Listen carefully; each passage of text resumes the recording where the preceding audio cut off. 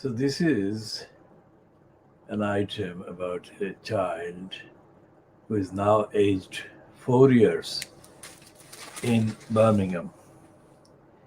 And the child is named Dayal.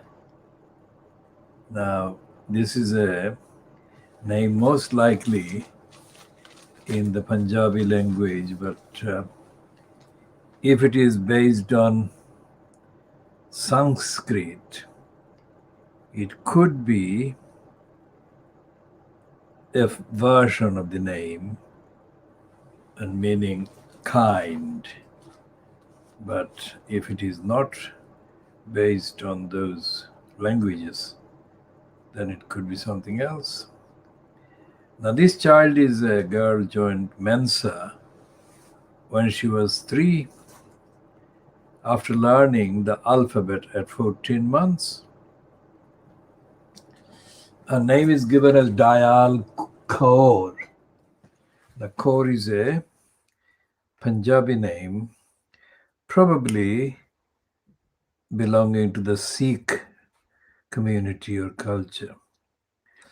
So, Dayal Kaur passed the admission test for the high IQ society with 145 points, just below Albert Einstein's estimated score.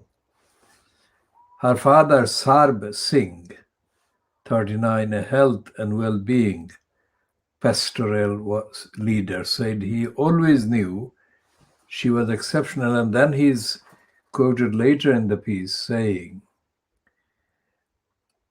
"She is not from this planet. She shouldn't be squeezed into a conventional educational system."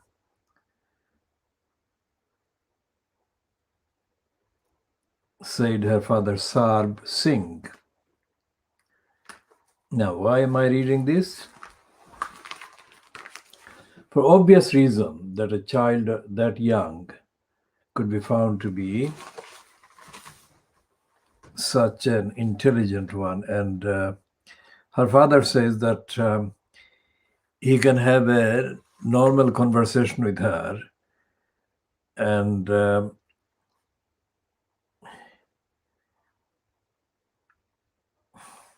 he says that she was able to learn the alphabet and read. I could have a proper conversation with her when she was only 2. It was incredible. Her social skills and sense of humor are as breathtaking as her intelligence and IQ. I am privileged to be her dad. Now, that is the piece, but it doesn't say about Sikh religion, Sikh community, Punjabi origin, Asian origin at all, which should have been mentioned, because the child is of that background and origin.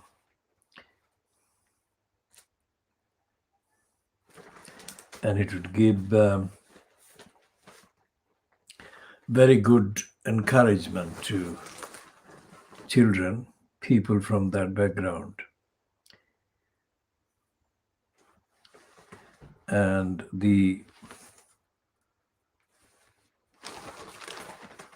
there is an item in one of the papers today, Tuesday, the 26th of January, 2021. This is part A of the KhoodeelaarTV campaign, Diagnosing, exclusive diagnosis of Fleet Street. And this is the part A, which means that we may have other parts, but this is the first part of the day.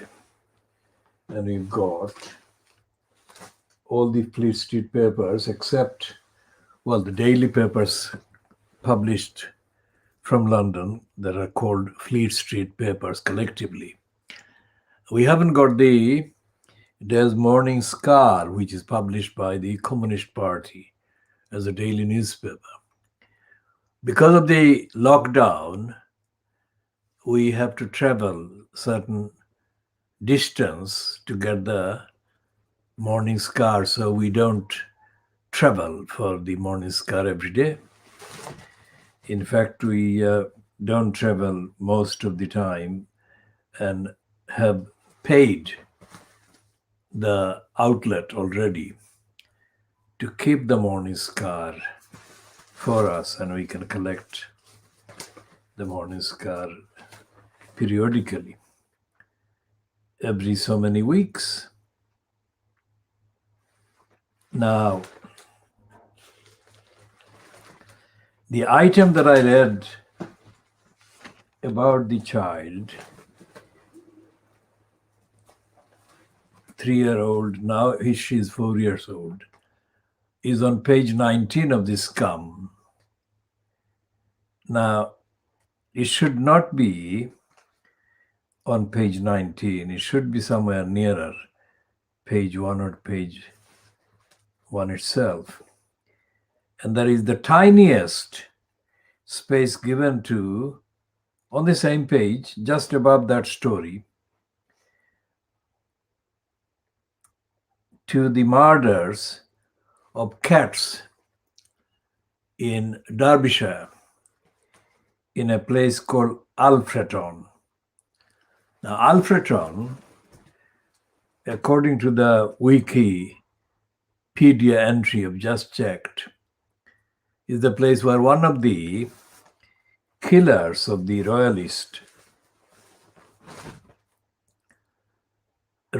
killers of the Archbishop of Canterbury by royalist supporters, lived or had connection with. And this is a scandal. And it is not just scandal, it is worse than that. How could this be treated as the item is there? The item is there, just there. And it says cat killer fear. Actually, 4 cats in one street have been killed by antifreeze, sparking fears. A pet poisoner is on the loose in Alfreton, Derbyshire. And the local news outlet hasn't got anything really detailed on that one. And that shows the agenda of cruelty by the Murdoch scum. How can they make that? Let's count the number of words they've given to it. 1, 2, 3, 4, 5, 6, 7, 8, 9, 10, 11, 12, 13, 14, 15, 16, 17, 18, 19, 20, 21, 22, 23. And including the headline, 3-word headline is 23, 24, 25, 26. And we shall be talking more about the proportion. The scum is the one we have said on the record has made Murdoch billions of pounds.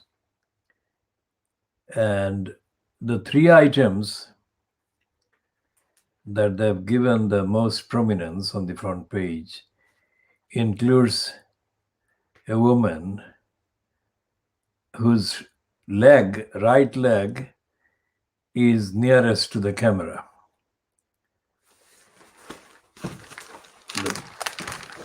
Now that is proof of the pornography of this scum. That should be the item about the murders of the cats in Alfreton, Derbyshire.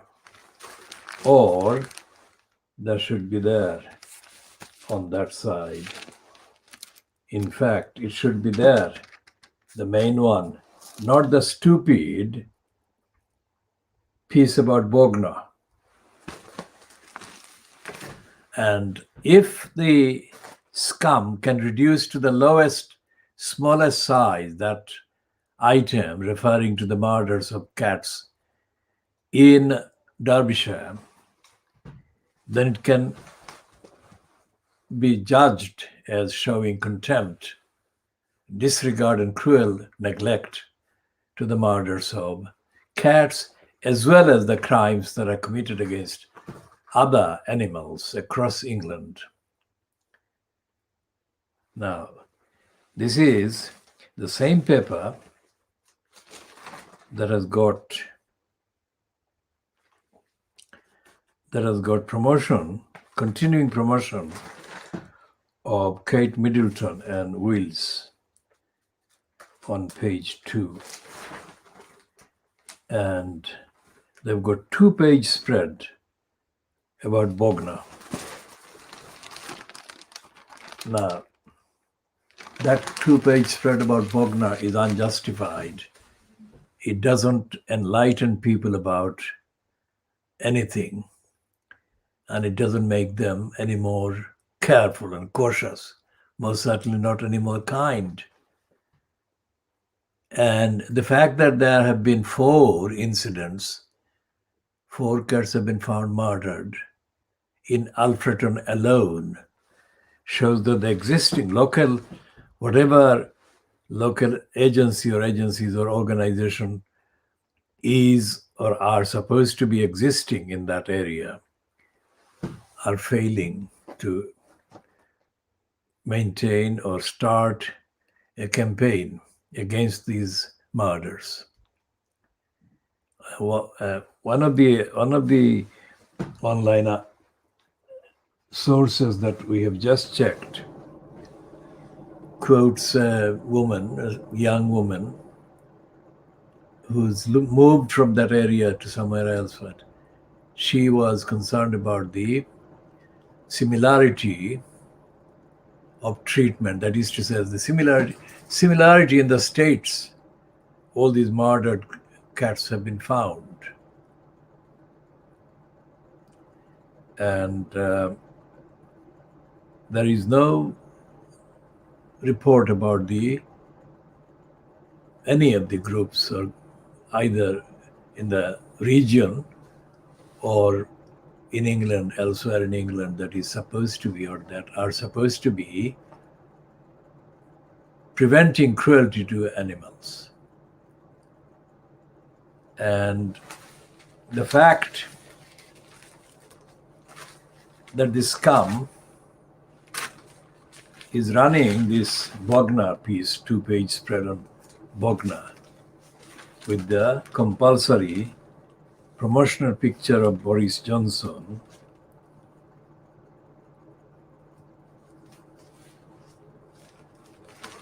shows that they are bent on promoting Boris Johnson at every opportunity.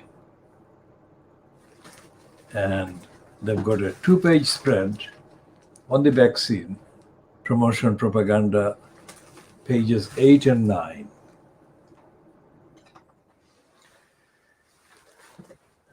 I mean, there is nothing in there apart from propaganda against the European Union and propaganda for the scum's own claim to be doing the jabs army. That is again for propaganda for vaccine. So what they're doing there is, instead of reporting the faults and failures, negligence and cruelty, and lack of compassion, and lack of care and concern by Boris Johnson-fronted cabal, they are overdoing the promotion for him. So they're hiding his failures and his regime's failures. And the failures are costing lives. And so therefore, it should be seen, the reduction of that piece about the 4 murdered cats in Alfreton to a 26-word copy should be seen as deliberate contempt and disrespect and disregard and neglect to the safety and the lives and health of the murdered cats and their families. Murdered cats are obviously, they have families which are mourning them, and they must be distraught. So it shows the contempt and cruelty of the scum. So its concern about the Japs army is completely false and artificial. It is not concerned about the safety of the people affected by the negligence and criminality and contempt by the regime and the cabal that is fronted and so-called government fronted by Boris Johnson. Now, similar contempt for duty and responsibility is exposed in the brazen behavior of the corrupt, criminally edited Daily Mail. It says it goes out of its way to overstate its readers. As magnificent mail readers help get computers to school kids, big-hearted firms boost total to astonishing £750,000, double your money. Now, we shall come to why that is corrupt and criminal and irresponsible and absolutely dishonest. For a start, these computers should not have to be borrowed or be dependent on the generosity of ordinary people. There should be enough computers, enough provisions made available by the government. And the shortage of money should not be even mentioned, because the same government, the same cabal fronted by Boris Johnson is wasting billions of pounds that is treated as belonging to society, to the government, to the public, in destroying the English countryside under the pretext of the high-speed 2 or HS2 that is going from London to Birmingham and some distance beyond. And it's costing hundreds of billions of pounds. So the Daily Mail should be talking about that instead of diverting attention away from the duties of the government and depending on the magnificent mail readers who have only, according to their own figures, managed to raise £750,000, which is peanuts, because that is not enough to provide the necessary equipment to the children of the schools and children from families or backgrounds that are in very low income. And the scandal is not mentioned. The scandal is glamorized by the Daily Mail, falsely, dishonestly, kind of appearing to praise the magnificent mail readers. The Daily Mail doesn't consider its readers magnificent at all. It treats readers with contempt because it lies to them, and this is a lying episode. This whole thing about magnificent mail readers helping to get computers to school kids is a lie, as I have explained. And there is more.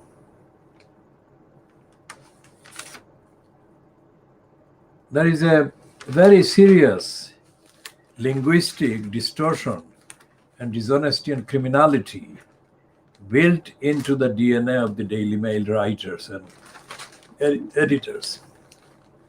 Here is another example. On page 2 of the Daily Mail, they're saying that the Boris Johnson followers, the so-called conservatives in Scotland, have vowed to boycott SNP poll.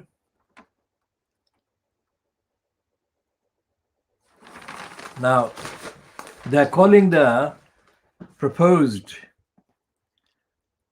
referendum by Nicola Sturgeon, if she wins, that is to say, if the SNP win the election for the Scottish Assembly in May this year, that she will hold that referendum. And the Scottish Conservatives, who are not likely to make an impact at the election, are pledging to boycott any referendum for independence that Nicola Sturgeon organizes after May. Now, even if they didn't boycott and took part in the election, they would be getting far less votes than any SNP kind of candidate would get in every seat, or across the country the SNP would be able to mobilize. So that is Daily Mail, corrupt Daily Mail, writing a corrupt headline. Should not have been Scots Tories vow to boycott SNP poll, because the Scots Tories won't matter. When it comes to the votes, Scots Tories don't matter. And as we have said in the past, the Labour Party in Scotland is politically dead. And it has been killed off and killed by the so-called Corbyn supporting, so-called kind of left-winger that has just ended his kind of career in terms of leadership. Leonard. This Leonard is a racist born in England or raised in England or mainly connected with England. Leonard is a supporter of Jeremy Corbyn, or at least Corbyn was reportedly an approver of Leonard as the leader. After Kezia Dugdale ended her stint as leader of the Labour Party in Scotland. Kezia Dugdale was not very good, but compared to Leonard, she was less bad, let's say. And here is the Daily Mail overstating its Computer for Kids campaign. 2 pages. Should not be there. The campaign should be called Johnson Failing the Children. Clearly on the facts. But they won't. Now the reason I'm discussing this in this way is to highlight and to feature and to focus on the lying role of lying techniques and tactics used by the Fleet Street papers. We have said before, not today, but previously, we have said in the last few months or weeks, how the writer Susan Moore came out with disclosures about sabotage at The Guardian by the Guardian editors, unnamed, who were creepily kind of rewriting her substantive parts of her writings. And they were suppressing key parts of her writings, especially as she questioned a certain aspect of the gender realignment and gender transfer, whatever identities. Regardless of whether a person agrees with Suzanne Moore or not, the evidence of the Guardian lying and distorting her writing is not about just that issue, but it's about what the Guardian does. So the Guardian is a lying or lyingly edited part of Fleet Street, which is absolutely full of lying outlets.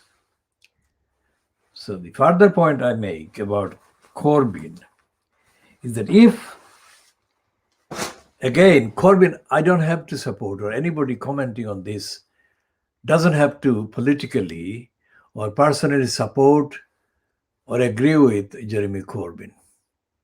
Here, the distinction between the treatment by Fleet Street of Boris Johnson's disastrous unfitness and the contemptible attacks on Jeremy Corbyn is not about this discussion.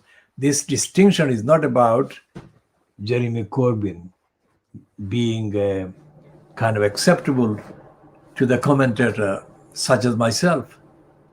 The distinction is that the way they demonized Jeremy Corbyn and the way they are overhyping Boris Johnson is extraordinarily instructive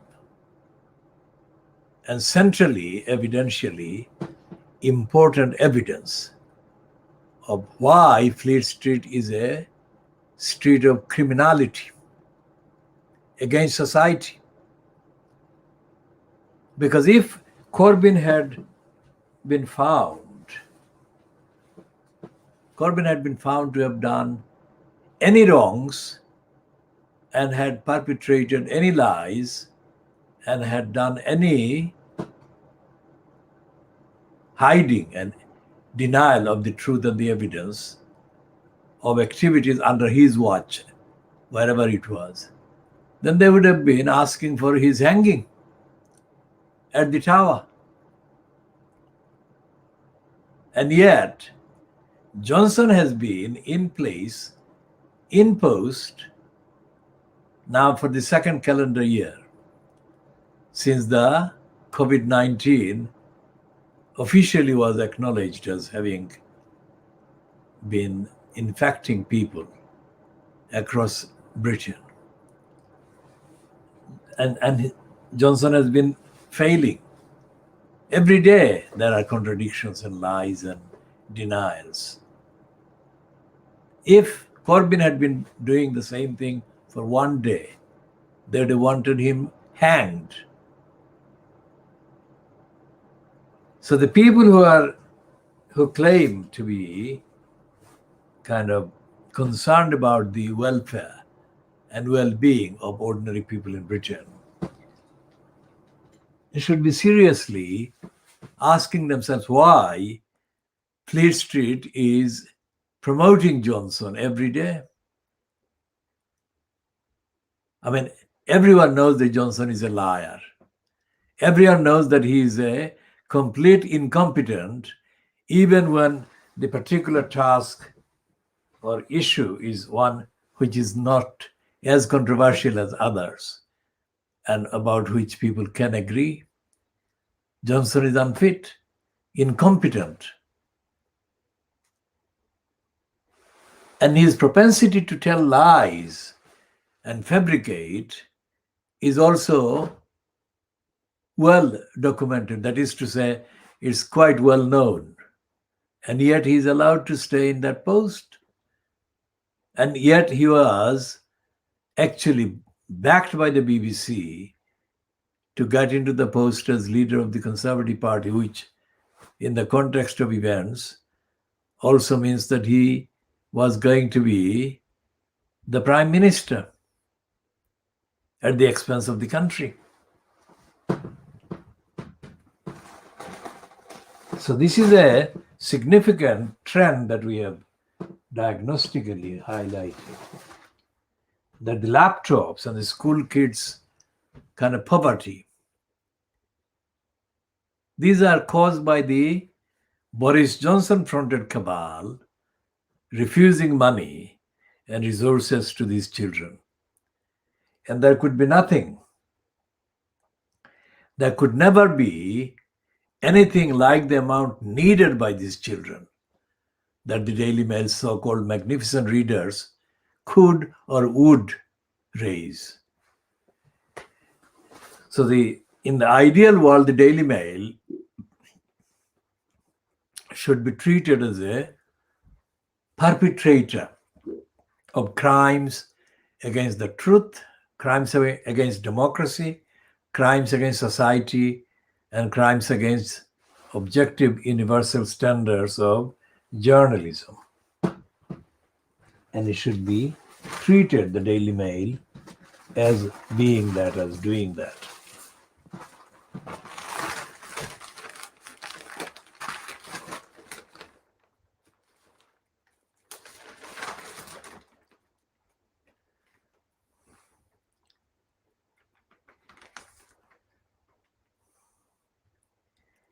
And then again, this is the piece in the Mail on page 6.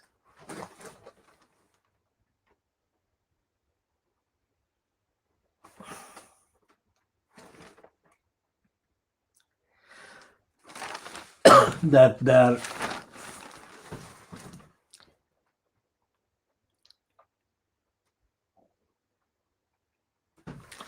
they're actually opposing the closure of schools during the lockdown. But they're saying the proof that the poorest are bearing brunt of this crisis, but they're not blaming the people who are responsible, the government, the Boris Johnson fronted cabal.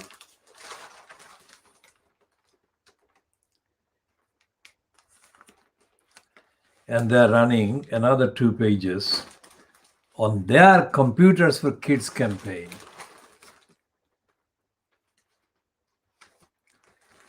And then on pages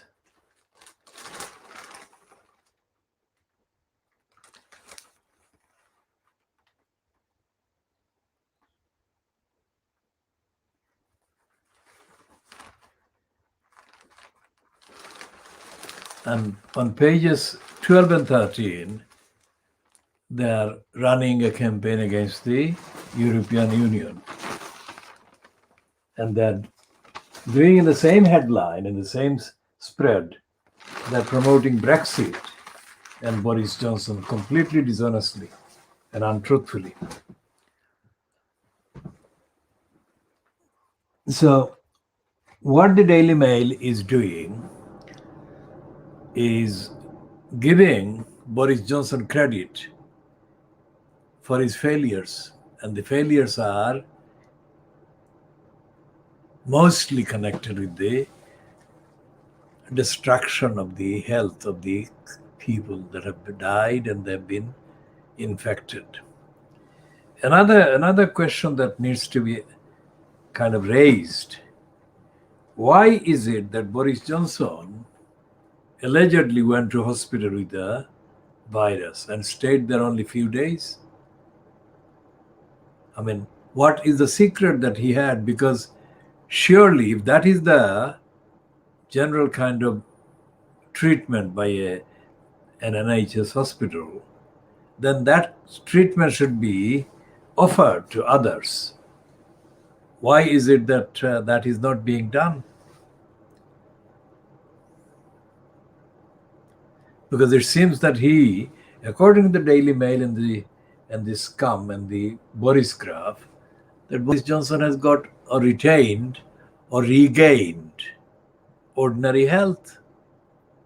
So why don't they share the full facts of what he actually went to hospital with, and what kind of treatment did he get, and how was it different from the treatment being given or being kind of considered for ordinary people going to hospital with that kind of infection? Because, for example, even in today's papers, there is a piece about the ITV journalist or presenter, Kate Garraway. And the Kate Garraway has been talking about her husband, who is still very seriously affected by the illness that he has been suffering for a very long time. If that is the case with Derek Draper, who is the husband of Kate Garraway, how does that compare with the reported exposure and infection suffered by Boris Johnson? Because he too was in hospital. And way before that, Derek Draper was in hospital. And Derek Draper is still not out, whereas Johnson left hospital 4 or 5 days later. Well, what was the treatment that Boris Johnson got?